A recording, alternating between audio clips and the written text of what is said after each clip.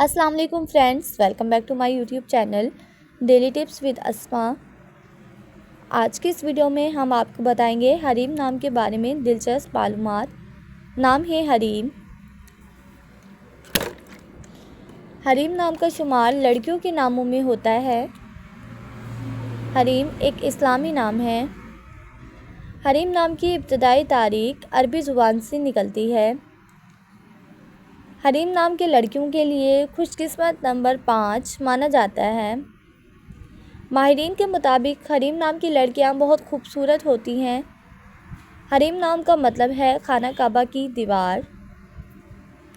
हरीम नाम की लड़कियों के लिए खुशकिस्मत दिनों में जुम्मा और बुध का दिन शामिल है। हरीम नाम के अफराद के लिए मुवाफिक रंगों में सब्ज़ और पीला रंग शामिल है। हरीम नाम के अफराद के लिए मुवाफिक पत्थरों में नीलम पत्थर शामिल है।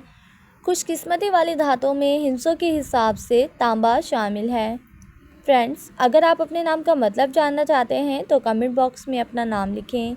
इंशाल्लाह हम आपके नाम की वीडियो ज़रूर बनाएंगे।